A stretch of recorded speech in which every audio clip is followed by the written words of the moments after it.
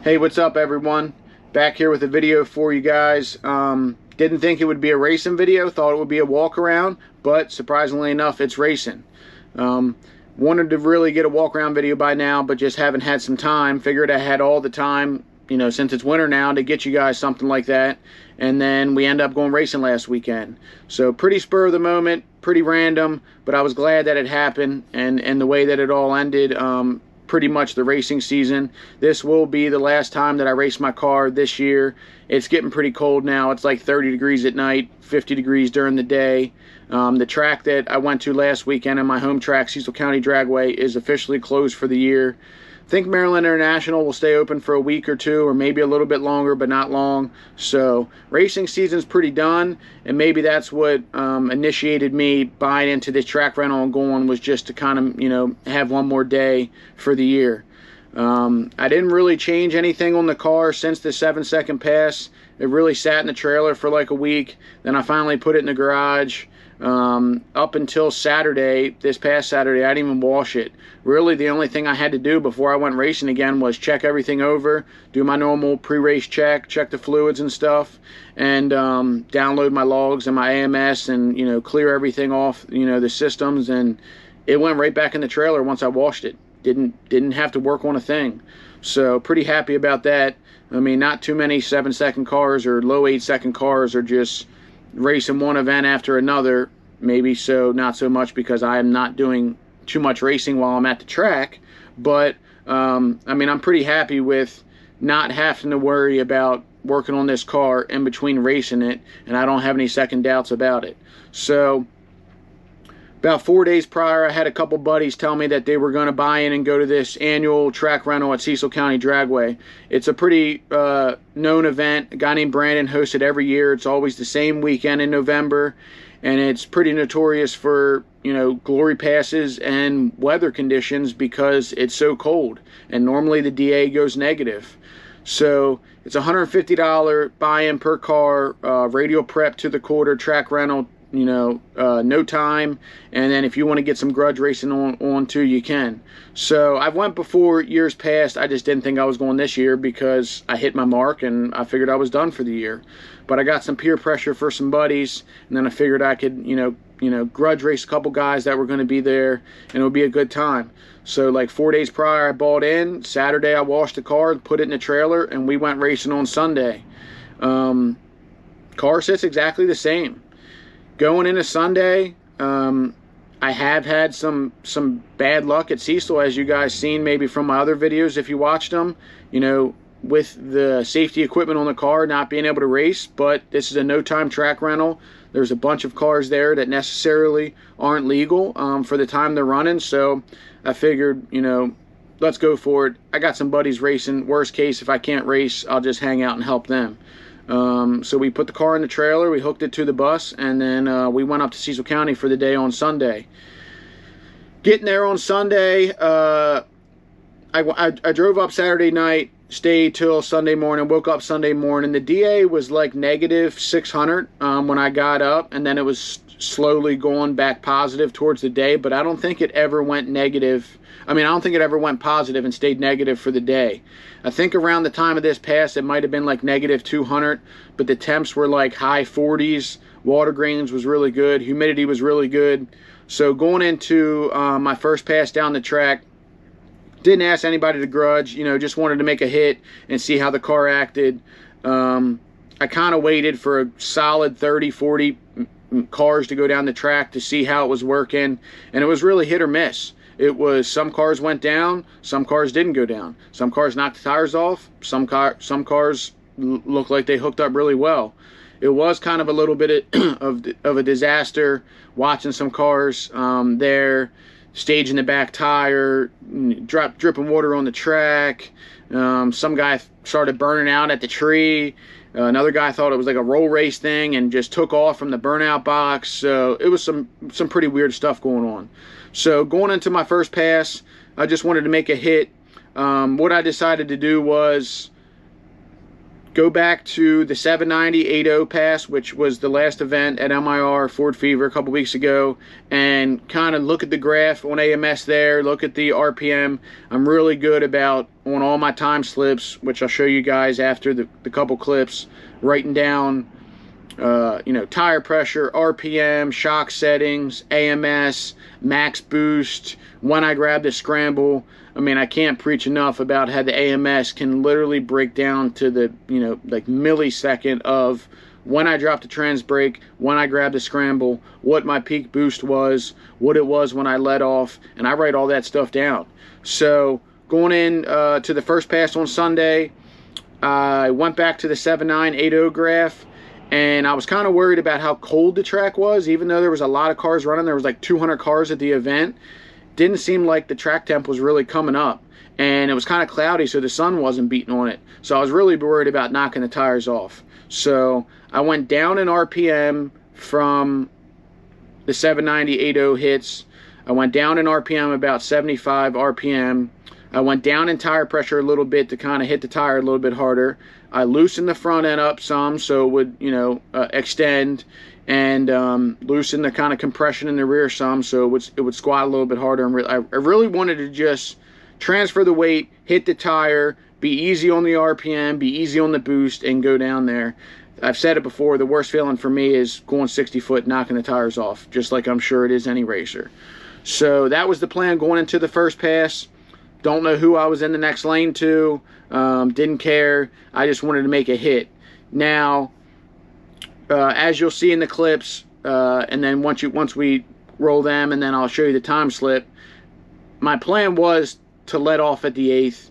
I did want to get thrown out right away. The track owner, as you'll see in the picture, there's 3 guys standing at the starting line in the middle of the 2 lanes. One of them's the track owner. He's thrown me out before, and I knew he was there. He's always at every rental, making sure that everything's ran properly. So my plan was definitely an 8th mile hit, and I knew because of the conditions it would be on a pass, regardless of all that stuff that I took out of it.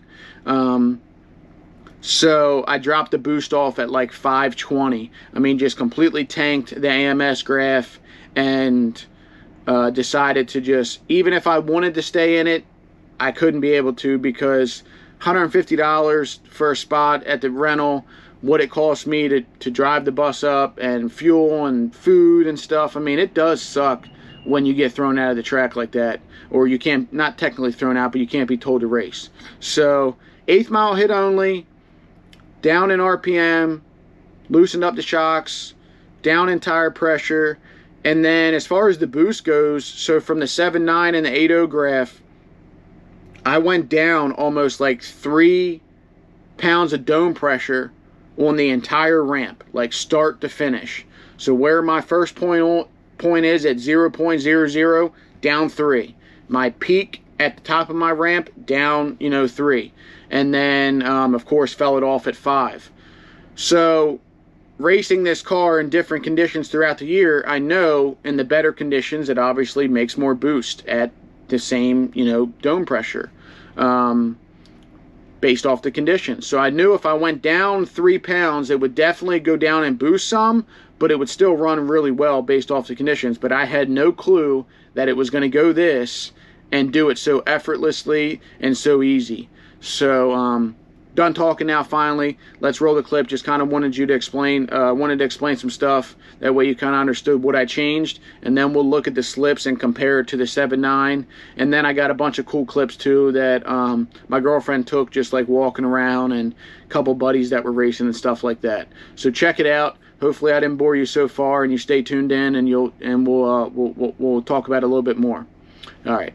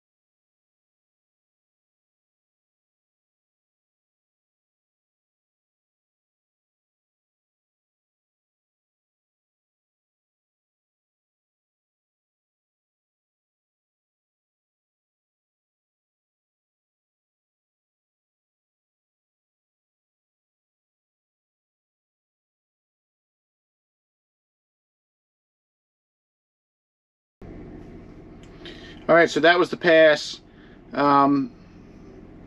Pretty cool little wheelie. When I looked at the slip, I didn't think it went 118. Maybe I'm just getting so used to this car by now, but for what I had in it and what I thought it was going to do, I was very impressed on what happened. And it felt really good. It looked really good.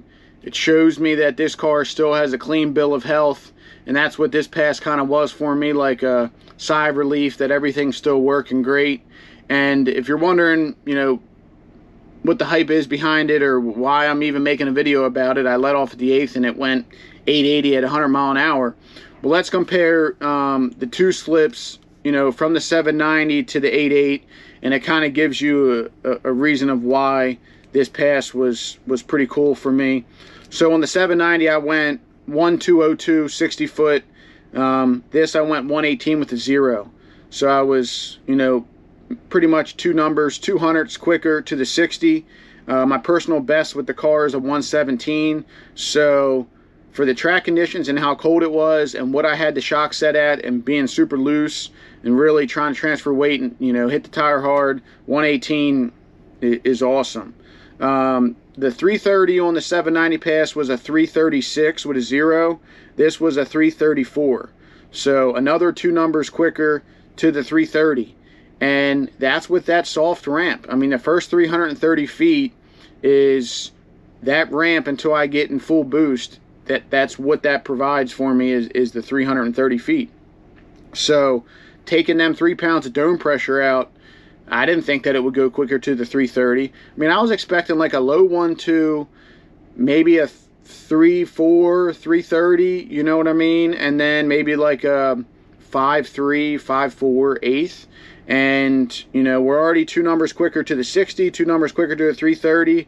And then at the 8th, for the 7-second pass, I went 5.135.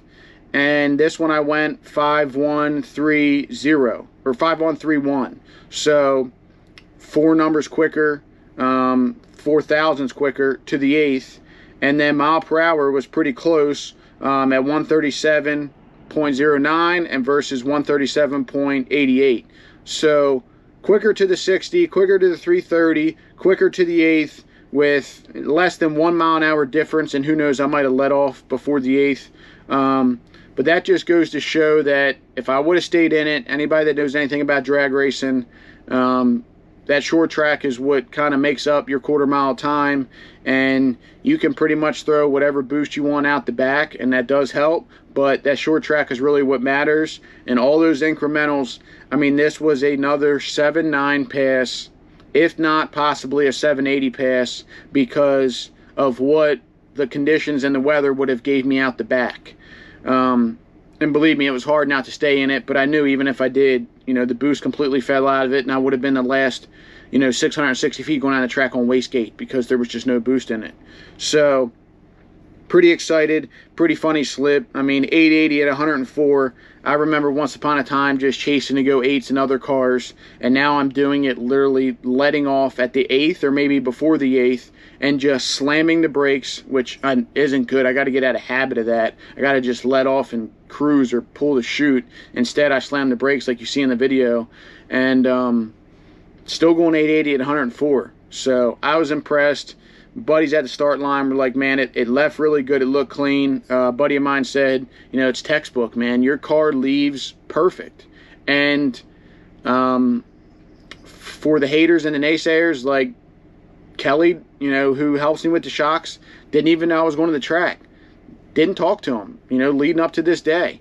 I know now what my car needs to work and what it likes and what it doesn't like. And based off the track conditions, I can determine what shocks, you know, there's my go-to settings, there's my tight settings, there's my fast settings, there's my play it safe settings, and I write them all on my slips, so I can look back and say, okay, back in April or back in May when it was pretty cold out, I went to the track and went 1-2 on these settings at this boost. So back to the hater, you know what I mean? Everyone says that, you know, the shock settings are given to me and I'm spoon-fed and this and that. No one helped me with these shock settings. I knew what to put them at, and I knew it was going to be very different than what it was at MIR. The wheelie's pretty similar. The 60 foot's pretty similar, but the settings are different from what I had at the 7-second pass. And then as far as tuning, the tuning from Lund hasn't changed. Normally I'm my Lund racing hoodie, but now I got my Rodgersbuilt hoodie on. Junior, John Jr. didn't know I was going to the track this weekend, so nothing's changed with the tune.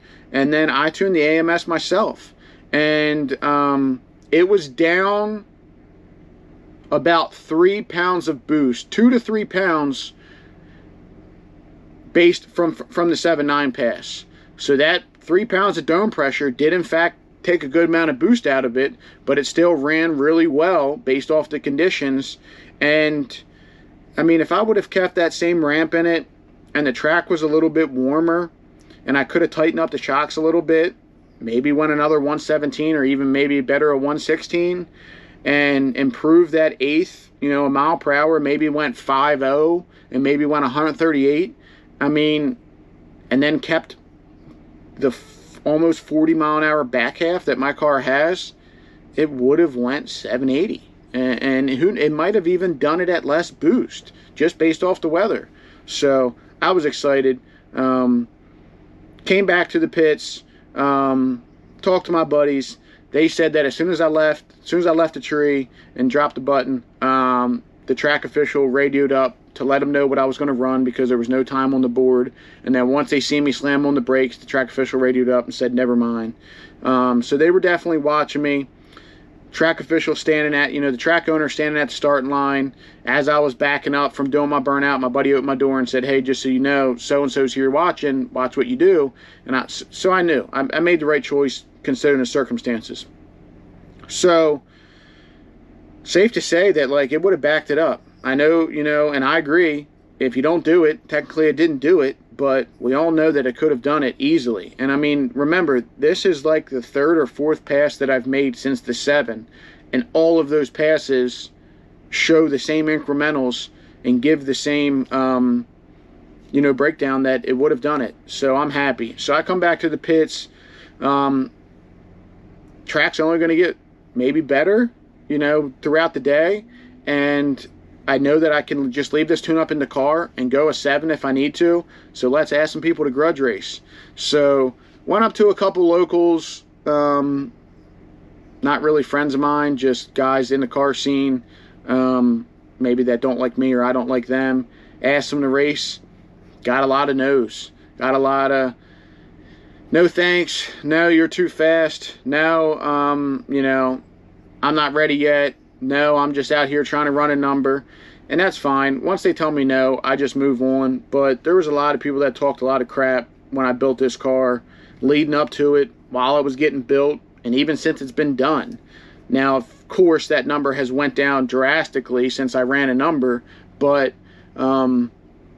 this was just kind of my way to make my rounds around the pits, got my car here, got money in my pocket, got my buddies here to help me, you know what I mean? Let's get something done. You want to race, even if it would have been for entry fee, fine with me. Or if it wanted to be for a couple thousand, fine with me. It was just time to really put up or shut up. And unfortunately, no one that I asked to race wanted to race me.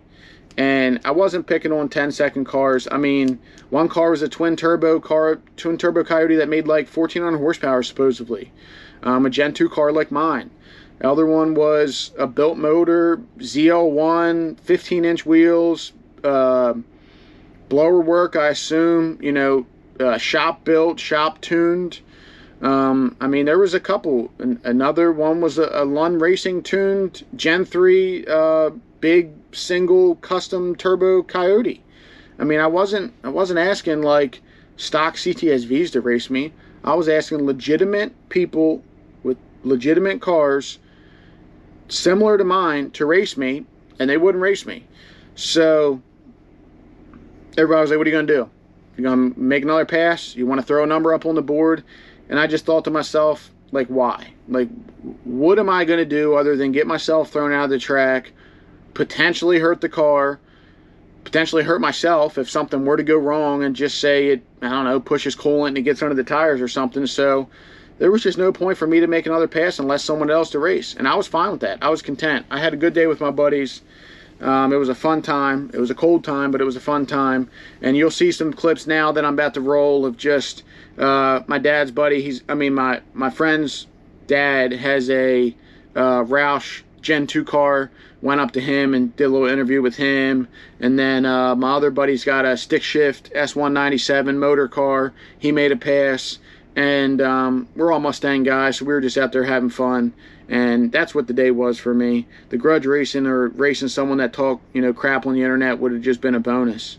But at this point, I mean, did I shoot myself in the foot for posting the number? Probably so. If I wouldn't have been so vocal about everything my cars ran and what I've done, would I maybe get more racing? Sure. But to me, this is cooler to me, making this video for you guys and kind of expressing, what I've done, how I feel, and maybe helping other people out. The last video is doing really good. It's got a lot of views. I got a lot of subscribers since then. Still, nobody in the YouTube world, but it's been pretty cool. And, 100 and some comments, I think, or 100 and some likes, and maybe like 100 comments on it. And it's doing well. Everybody's asking questions. I answer everybody immediately.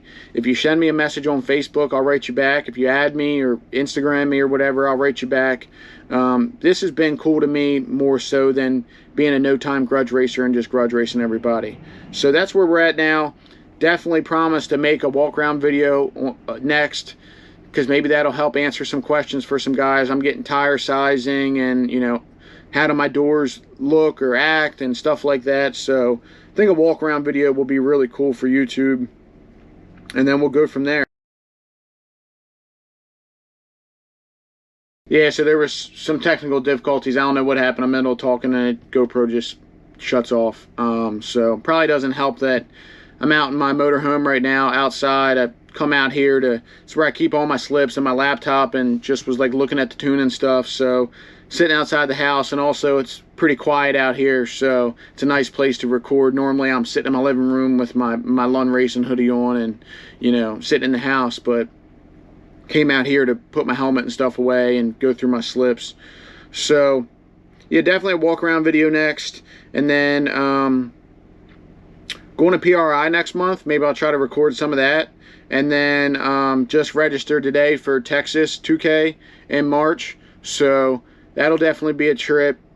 Gives me some time to maybe decide on the built motor thing and see how we're going there. Luckily, Texas seems to be pretty lenient on a roll cage, so now if that's my next event that I'm going to, I won't be so pressed to get a cage. I know it's safety, I get it. I'm not even going to go there in this video, but maybe the money I had saved up for a roll cage can now buy a built motor and give me some more reliability, give me some more extra power. So still deciding on that, but that's the plan. PRI next month, Texas in March, and then walk around video next.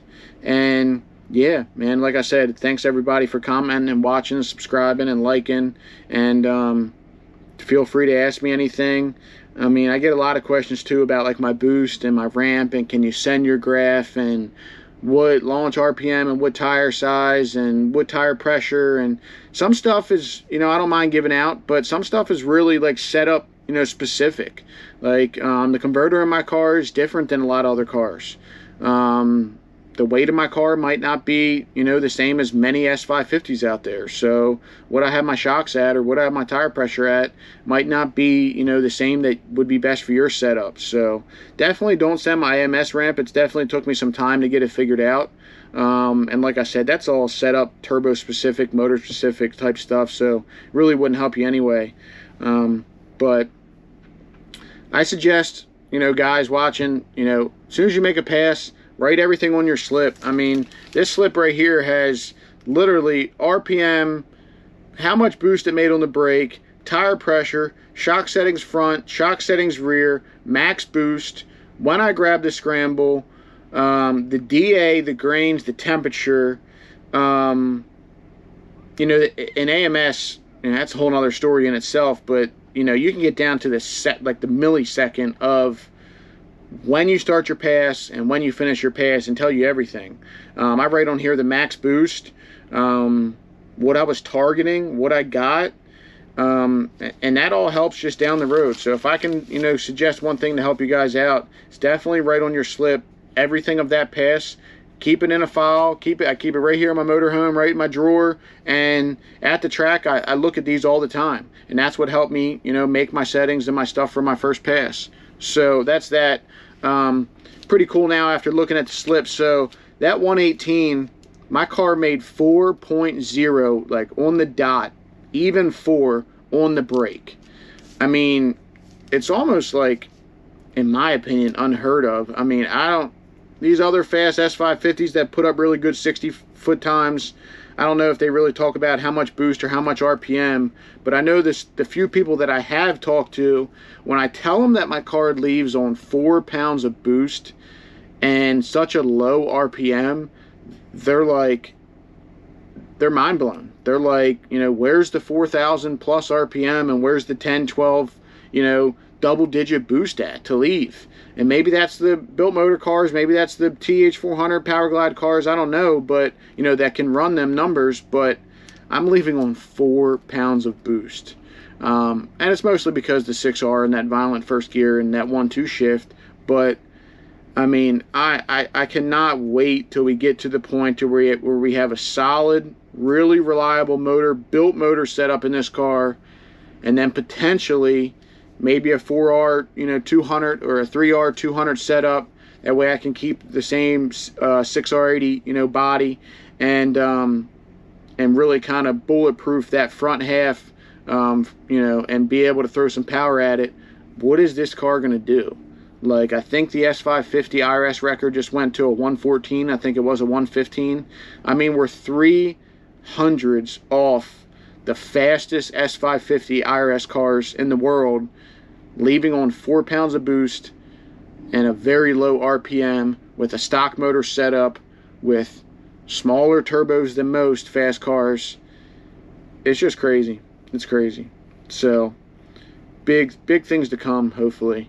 And but it starts with a motor. So figure out a motor. Been talking to TKM, so hopefully we can get something done, and then we'll go from there. So thanks guys for watching. Been a lot of talking. Wish it was more than 1/8 mile pass, but it happens. Promise to you that next year it'll be a little bit more racing, less talking. I was happy that my girlfriend was there this time and she was able to get all these cool clips that I'm about to show you. If you're still watching, you know, check them out. Definitely more content comes when you got help, and it's not just me and my pit crew man Dean. So check it out, continue to watch, and I'll see you guys soon.